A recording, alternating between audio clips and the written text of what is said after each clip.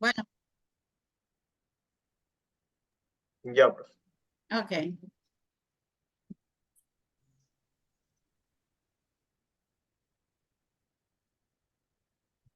Ya están mirando la pantalla. Sí, Sí, profe. Entonces, le comentaba sobre el otro tipo de sinapsis. Hablamos de la sinapsis eléctrica, ahora de la sinapsis química.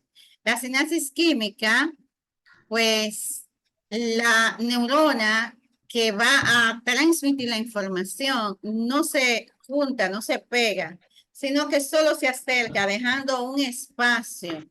Entonces, libera un mensajero, libera un neurotransmisor, una sustancia intermediaria que se almacena, como está aquí en el dibujo, se almacena en la parte final del botón de la neurona, en la parte final del axón, y cuando es necesario, pues se pega a la membrana y se libera a ese espacio. Entonces, la neurona que va a recibir la información, que se va a llamar neurona postsináptica, tiene receptores especiales donde recibe todas esas partículas, todas esas moléculas, y una vez que cada receptor las recibe, cambia de forma y empieza entonces a desencadenar una serie de eventos que va a producir en la neurona siguiente o excitación o inhibición, como ya hablamos ahora. Está sonando mucho el abanico. ¿Ustedes lo pueden escuchar, el abanico? Se escucha un chip, pero no molesta, ¿no? Ok. Bien, entonces, una vez que todos los receptores están ocupados, las moléculas que sobran vuelven otra vez a la neurona a través de enzimas o por difusión o porque endocitosis, porque la membrana la engulle, o por difusión, como le dije ahorita, dependiendo de qué molécula sea. Por ejemplo, este neurotransmisor es acetilcolina. La acetilcolina es excitatoria en este caso, y cuando se libera en la placa neuromuscular, estimula el músculo para su contractilidad. Y las moléculas que sobran, viene una enzima que se llama, igual que el neurotransmisor, en este caso acetilcolinesterasa, vuelve y la entra a la presinapsis, o sea, al botón terminal, una vez que ya termine su función. Se hizo en milésimas de segundo. Así que nada se desperdicia. Tenemos muchos neurotransmisores. Tenemos glicina, aspartato, glutamato. Esos son excitatorios, aparte de la acetilcolina. También tenemos ATP, GMP, tenemos adrenalina, noradrenalina, serotonina, dopamina, todo eso es neurotransmisores. La mayoría es excitatorio con lo que le he mencionado. Pero también tenemos inhibitorio. La misma acetilcolina puede ser también inhibitoria, pero no en la misma sinapsis, en otra sinapsis. Por ejemplo, en el corazón es inhibitoria, lo frena, pero en el músculo es excitatoria. A nivel frontal, en la memoria, es excitatoria. Y así, el más inhibitorio de todo es el GABA, el ácido gamma aminobutírico, GABA se abrevia, por sus siglas en inglés y en español. Entonces, también pueden variar en tamaño. Los neurotransmisores pueden ser moléculas chiquitas, de moléculas grandes, polipéptidos, que ahí son los de moléculas grandes, etc. Ese es el segundo tipo de sinapsis y es la más abundante, la sinapsis química. Pero podemos tener sinapsis mixta, es decir, que aquí tenemos el botón terminal, en una parte se libera neurotransmisor y en otra parte, pues, se pega y abre canalizaciones, que ahí tenemos una combinación. En ese caso se llaman mixtas, mixtas. Bien, entonces vamos a hablar de los tipos de neurona de acuerdo al número de sinapsis, digo, al número de prolongaciones.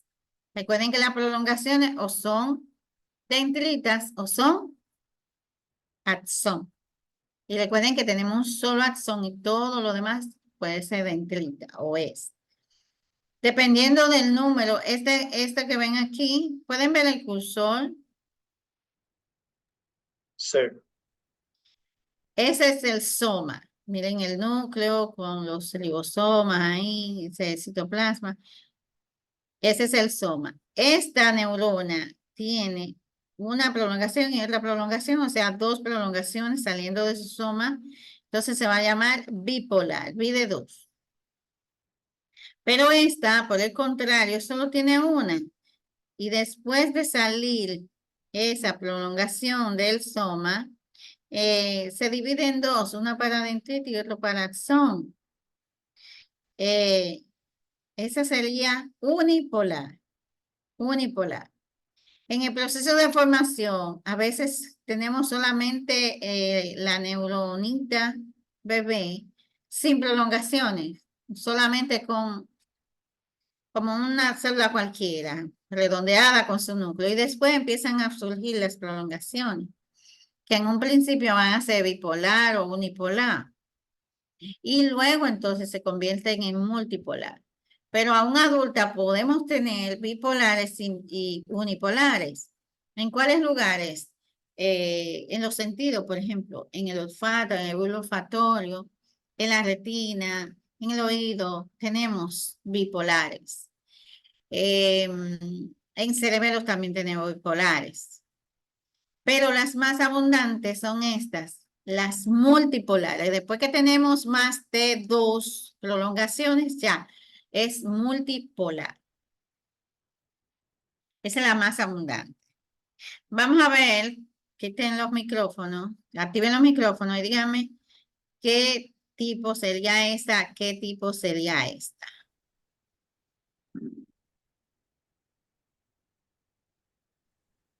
La primera sería multipolar. Esta, Yo creo que la primera sería bipolar. No, profe, es unipolar. esta. Multipolar. Multipolar esta, la que tiene esta moña ahí. Sí, Multipolar. ¿Y esta? unipolar. Uni.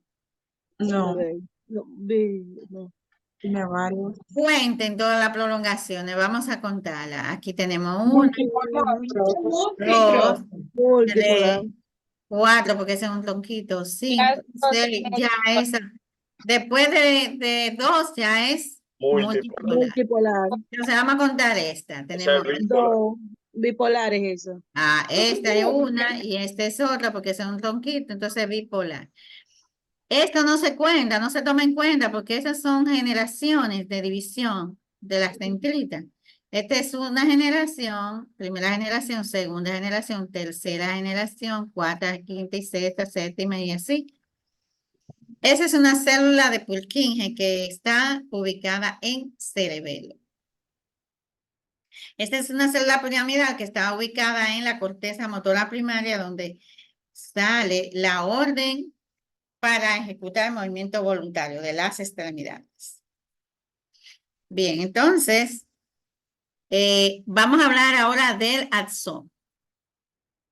El axón le decía que es único y es la única puerta de salida.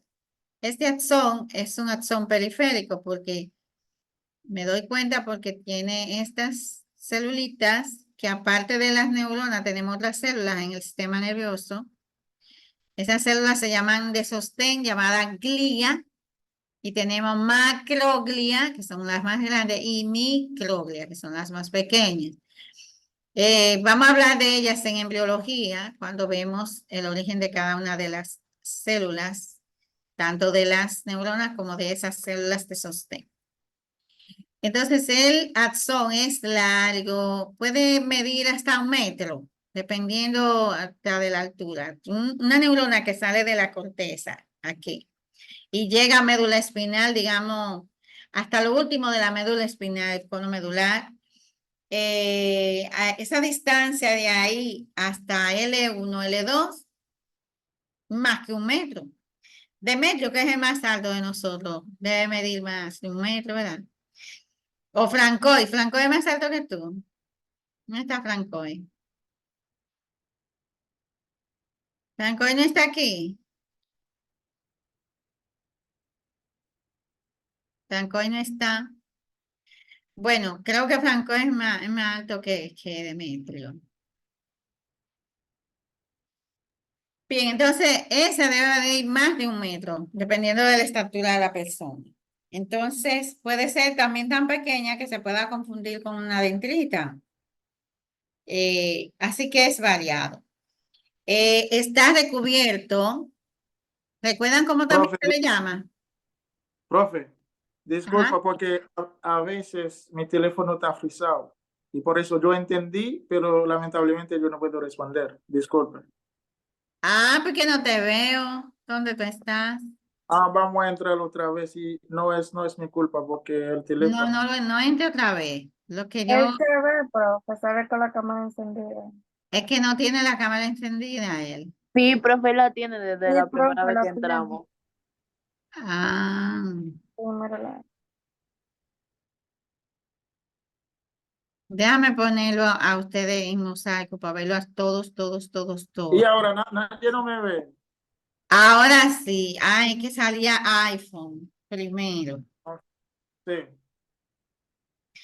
Bien. Entonces, ese axón se llama mielínico porque está cubierto por esas celulitas que se llaman las células de Schwann en este caso, porque es periférico, que va a producir una envoltura especial como un aislante de la electricidad. Entonces, ese aislante se llama mielina. Las células que producen mielina son diferentes en el sistema nervioso periférico que en el sistema nervioso central. En el periférico son esas, y una sola envuelve el axón, ella sola en una parte, pero en el sistema nervioso central es como un pulpo y una sola puede envolver varios pedazos o varias neuronas a la vez, hasta 50, son muchas. Después se lo voy a mostrar porque en esta diapositiva no hay, no puse, se me olvidó poner los oligodendrocitos, que son los que producen la mielina en el sistema nervioso central.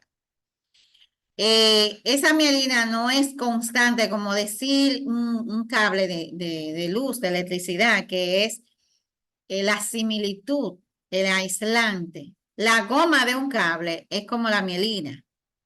Entonces, pero tiene algunas zonas desnudas que va a facilitar que otra neurona pueda conectarse en esas zonas, pero no solo eso, lo más importante es que hace como un campo magnético entre nodo y nodo. Esas zonas desnudas se llaman nódulos de Ranvier, con B corta, Ranvier. Entonces, un axón o una fibra puede tener muchísimos nódulos de Ranvier. Y entre nódulo y nódulo hace un campo magnético y eso hace que el electrón se mantenga, no se disgregue y salte, entonces sea más rápido la velocidad de conducción de esa fibra. Las más rápidas y se llaman mielínicas son las motoras y las más lentas, llamados amielínicos, son las sensoriales, específicamente las del dolor. Las del dolor viajan, son las más lentas y viajan de 3 a 5 metros por segundo, mientras que las motoras viajan a 120 metros por segundo máximo, de 80 a 120. Entonces el axón termina en ese botón que se llama botón axónico o botón terminal axónico y es el que transmite la información a las diferentes neuronas, haciendo las sinapsis. Y ahí vimos la sinapsis que ya le mostré. Otro concepto que deben dominar es el concepto de sustancia gris y sustancia blanca. La sustancia gris es el conjunto de somas. Todos los cuerpos neuronales o somas van a estar en capitas, en hileras, que en el cerebro van a estar en todo alrededor. Por eso se le llama corteza cerebral. Pero en la médula espinal van a estar internamente formando como una especie de H. Déjenme ver si tengo una imagen de eso. Creo que sí. Mírenlo aquí. Entonces, esto es del cerebro y miren, todo eso es cuerpos neuronales, somas. Y se pliega así para que abarque más cantidad de somas todavía hay. Nosotros podemos tener 186.000 millones de neuronas por milímetro cúbico. Miren cuántas tenemos. Y mientras más plegados tenemos el cerebro, más neuronas hay. Ahora bien, el número de plegamiento es constante en la especie humana. En otras especies no sé, ni me interesa. Pero el cerebro tiene un número de pliegues, que esos pliegues se llaman circunvoluciones, y un número de surco específico, y siempre va a plegarse de la misma manera. Si se pliega de forma que no es como todos los cerebros, es patológico y se va a traducir en una alteración, que después la vamos a ver cuando veamos la corteza. Y este es un corte de la médula espinal donde vemos que todos los cuerpos neuronales forman aquí una H. Mientras que los axones van a estar alrededor como sustancia blanca. El conjunto de axones, sustancia blanca. El conjunto de somas, sustancia gris. Y se llama así porque precisamente en las imágenes se ve gris, mientras que los axones se ven más claros. Podemos tener en el espesor de la sustancia blanca algunos acúmulos de sustancia gris, como esto, por ejemplo, y se llaman núcleos. Si estamos en el periférico, esos acúmulos, podemos encontrar acúmulos y se van a llamar ganglios. Por ejemplo, aquí tenemos eso. Ese abultamiento ahí, eso es un grupo de cuerpos neuronales, se va a llamar ganglios. Dime, Lisandra. Profe, tengo una pregunta media jocosa. Ajá. El otro día escuché que alguien dijo como que si una persona tiene mucha sustancia gris, como que es muy inteligente. ¿Qué tiene que ver algo la sustancia gris con con la inteligencia? Pues claro, porque tiene cuerpos neuronales pensando con memoria.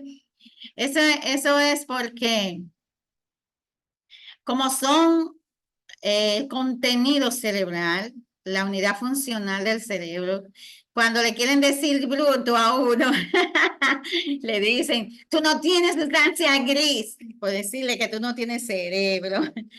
Pero realmente eso de la inteligencia tiene y no tiene que ver con la cantidad de neuronas que tenemos. Obviamente que si hay menos neuronas de las que debemos tener, va a haber una reducción del IQ, claro que sí.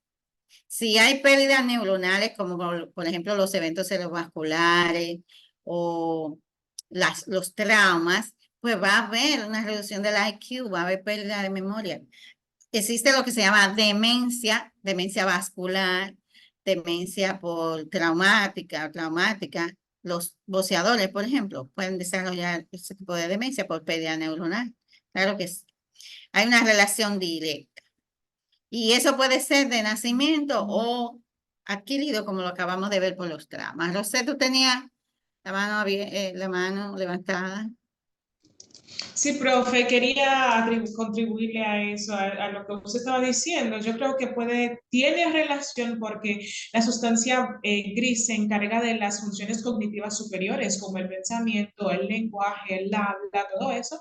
Pues si una Claro. persona tiene mayor cantidad de sustancia gris, claramente esa persona va a tener mayor desempeño a nivel.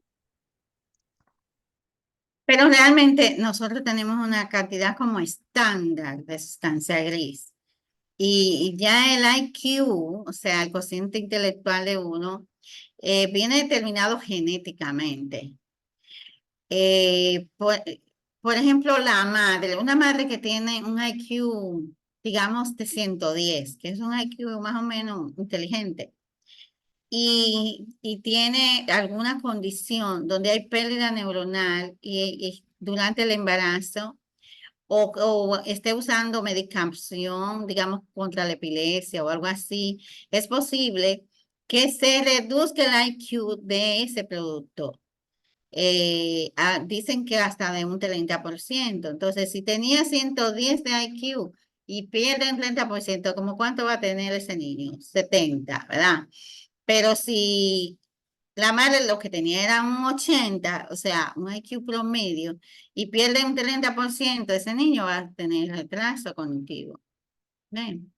Entonces, es muy importante que cuidamos nuestro cerebro con un buen descanso, con dejar las toxinas como el alcohol, las drogas, las adicciones en general, y esas cosas, así cuidamos que no haya pérdida neuronal. Y beber nuestro ácido fólico, las que quieran embarazarse. Evanilza que levantó la mano, no, tú. Ah, yo le iba a decir, profe, que entonces las personas que tienen, siempre se ha dicho como que las personas que tienen el cerebro más grande, o sea, eso como que son más inteligentes. No, no, no. ¿Sería así? No, no, no, no, no necesariamente. Pero de eso vamos a hablar cuando hablemos de corteza, que eso es en el segundo periodo. Y ahí tiene que Ok. ver con la inteligencia. Realmente el Por- tamaño de cerebro no tiene que ver. Si a eso fuera el porque elefante que tiene yo, la cabezota, fuera más inteligente que nosotros, no necesariamente. porque yo vi un documental sobre la teoría de la encefalización y decía como que sí, porque las personas que lo tienen más grande como que necesitaban más neuronas trabajando y cosas así. El ratoncito que lo tiene más chiquito que hay un circulito así hecho con mis dos dedos. Y ese ratoncito, miren, es bastante listo. Y el elefante que tiene la cabezota, bueno, es listo el elefante, pero no necesariamente por su grande cabezota, ¿no? Y las hormigas también, profe. Un ejemplo de inteligencia micro. Ya ustedes ven. Sé que el animal más inteligente de los animales, pues el hombre, el delfín, ¿no es? El delfín es el más inteligente. Tiene la cabecita, Sí. pero Dinosaurio, como la de Dicen nosotros. que el dinosaurio, simio no es, profe. dinosaurio, No, el delfín. Delfín, querido. No dicen que es el delfín. dinosaurio. Bueno, ahí van ahí, porque el simio es bastante inteligente. Bueno, seguimos con nuestro tema. El conjunto entonces de sustancia blanca forman, el conjunto de fibras de axones va a formar la sustancia blanca y vamos a llamarla como tratos, como lemniscos, como cunículos, dependiendo. Los tratos siempre tienen una misma función, mientras que los cunículos con C, cunículo, o con F, funículos también, pues son conjuntos de tractos de diferentes tipos que pueden tener diferentes funciones. Una neurona es sensitiva o es motora. O sea, tiene la función de captar la información de nuestro entorno, que ahí tenemos todas las sensaciones, se llaman sensitivas, y va desde la periferia al centro, al sistema nervioso central. Y el sistema nervioso central que elabora una respuesta para los músculos, esas neuronas entonces son motoras. Y una misma neurona no puede ser ambas cosas, o es sensorial o es motora. Entonces los tractos que son las prolongaciones de esas neuronas, los axones de esas neuronas, van a empaquetarse todo con la misma función. Y se empaquetan todos los sensoriales, por ejemplo, todos los que llevan el dolor van a estar juntitos ahí formando una conectividad para el dolor. Todos los que llevan, por ejemplo, vibración y todos los que llevan, van a estar empaquetaditos. Y se van a llamar tractos. Los tractos que son sensoriales y están en el tallo cerebral se van a llamar lemnisco, pero solamente cuando pasan por el tallo cerebral. ¿Recuerden lo que es el tallo cerebral? El tallo cerebral es la parte que está debajo. Déjenme buscar un cerebrito que tengo por allí. Denme un minuto que está en el vehículo.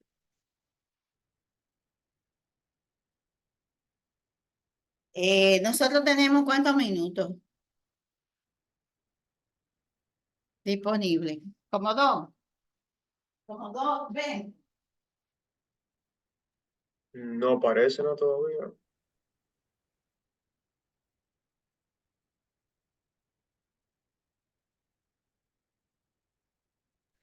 Si es de la clase completa, tenemos 45. Sí, pero llevamos 27 minutos ya de conferencia o más.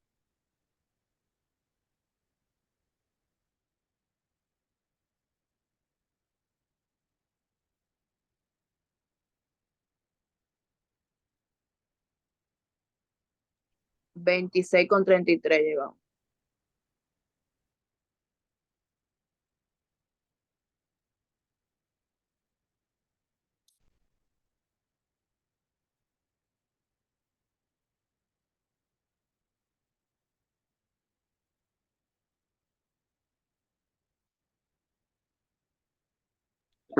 Todas las clases van a ser Miren, este virtuales. es un cerebro nuevo que compramos hoy. Lo compramos, pero no fui yo que lo compré. Miren.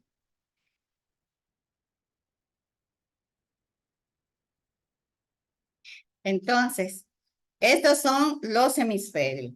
Ese y ese, izquierdo, derecho. Y aquí, esta parte aquí, esa parte ahí, es el tallo cerebral.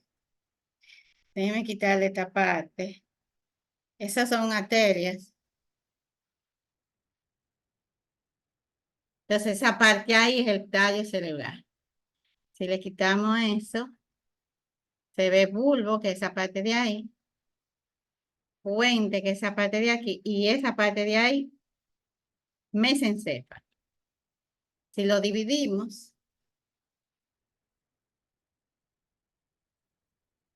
vamos a tenerlo partido por la mitad, ¿verdad que se parece al que dibuja Néter? Entonces, esta parte ahí, esa, todo eso es el tallo cerebral.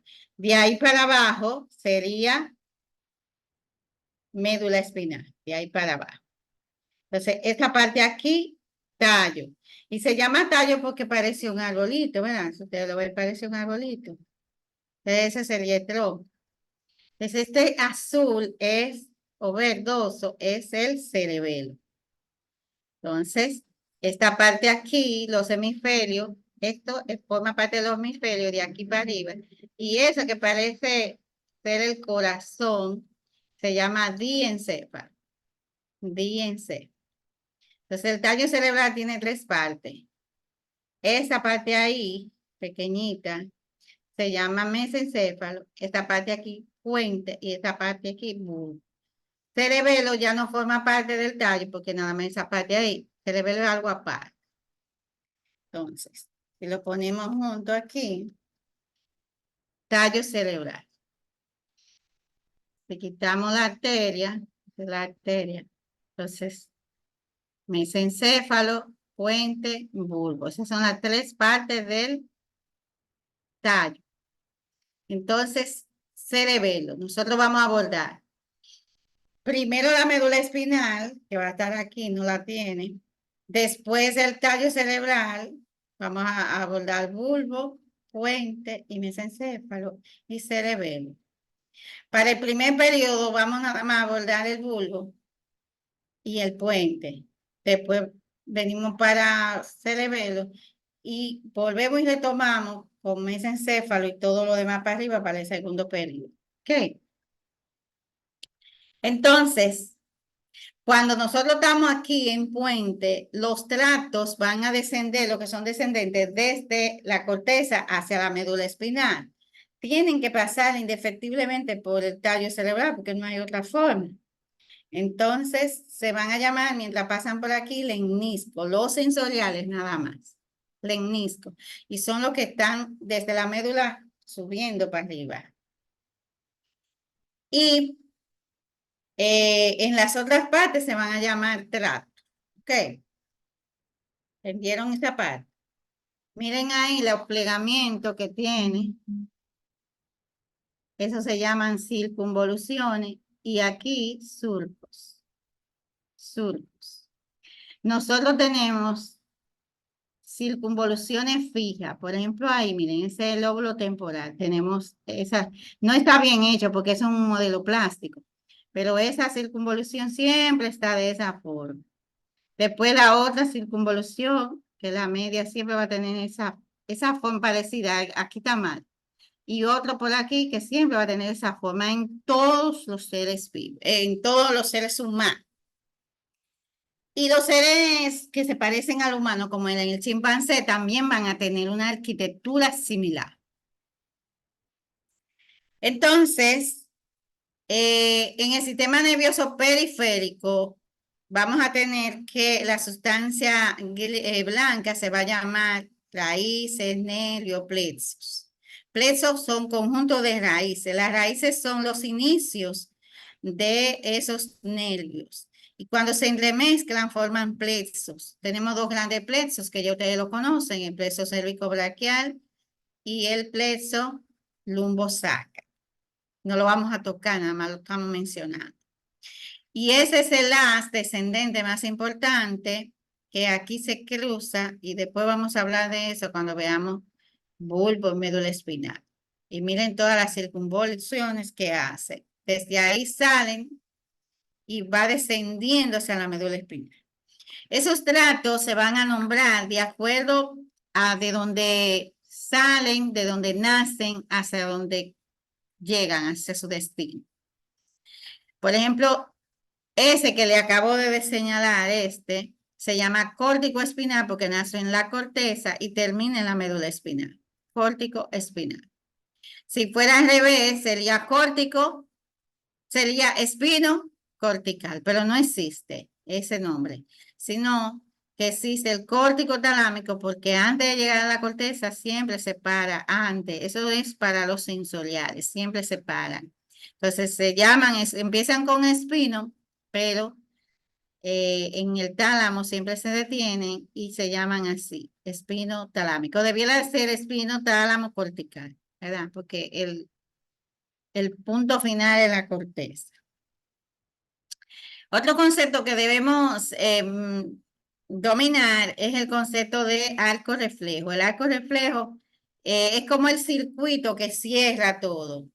Empieza con el receptor que es estimulado por la energía, cualquier tipo, y una neurona que lleva esa información, sensorial obviamente, al sistema nervioso central, y el sistema nervioso central elabora una respuesta.